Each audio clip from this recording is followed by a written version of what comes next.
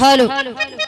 अच्छा साथियों, सबसे पहले इस पावन पवित्र ऐतिहासिक धरा को नमन करते हुए जहाँ तलक हमारा आवाज जात बा, एक स्वर में सबके स्वागत अभिनंदन वंदन बा। पैर छू के आशीर्वाद की कामना रही कि हम उसी अपने कला में कामयाब रहे।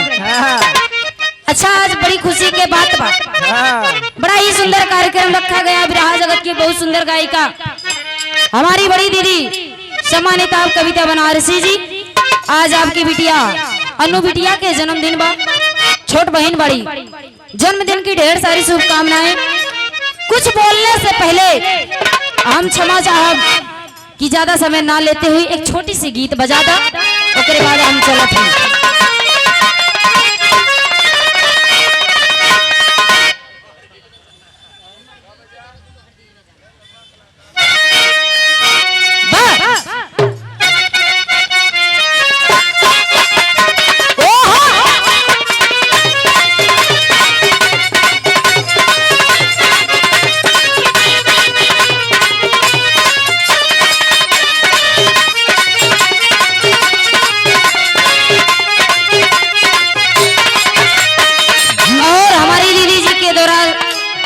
हमन लोग के सम्मान है, जेके सम्मान कहल जला। और पुष्प की पंखुड़ियों में गुथा हुआ हार सादर 501 रुपए का महान आशीर्वाद। समय का बड़ा अभावक का हाँ झटके में तू जब इलाहाबाद में गए तो हम तोरे यहाँ झटके में टेंशन ना कर कहे दोनों दुल्ही और दुल्हा के बात बा। लड़की कहे सुना बहुत प्यार कैले हो बा, लेकिन हमारी जैसन ना। भैया कहे गुरुजी का हमारे दिल के दर्द कहे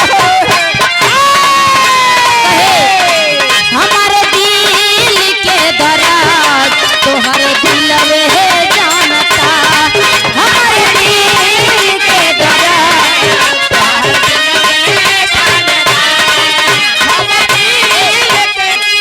हमारे दिल के दर्द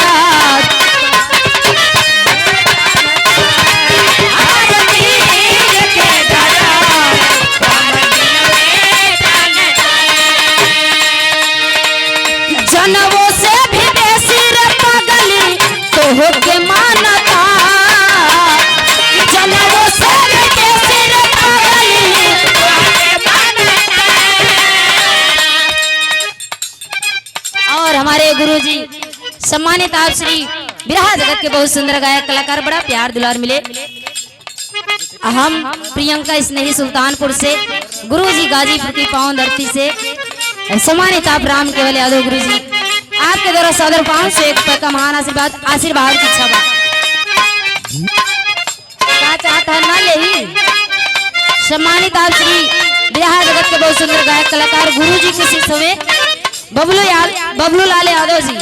इतना ना जल्दी बाबा की नमो भूल जाए।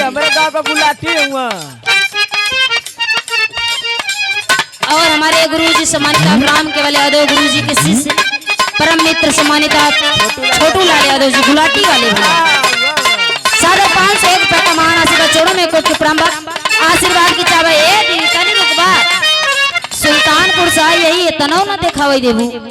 कोनो लड़की कहे जनवों से भी बेसी रे पागला तो हो के मानता। जनवों से भी बेसी रे पागला तो हो के मानता।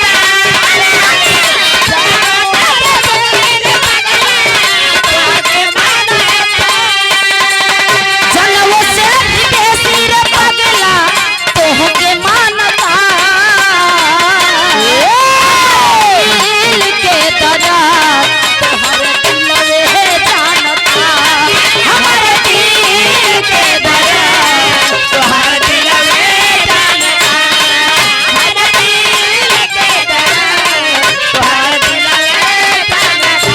कहे एक मिनट एक लाइन कहे चाहे हमके डाटा चाहे हमारा के मारेला।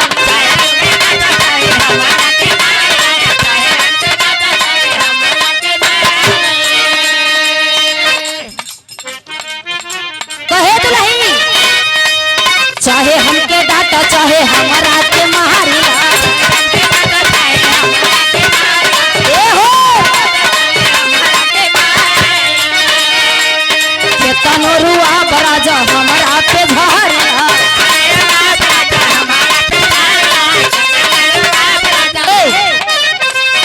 चाहे हमके डाटा चाहे हमारा के मारिला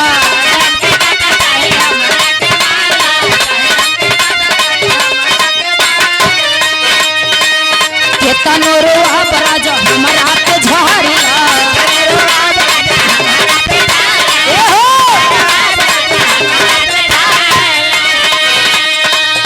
ताप तोहर मनवा उदास न करब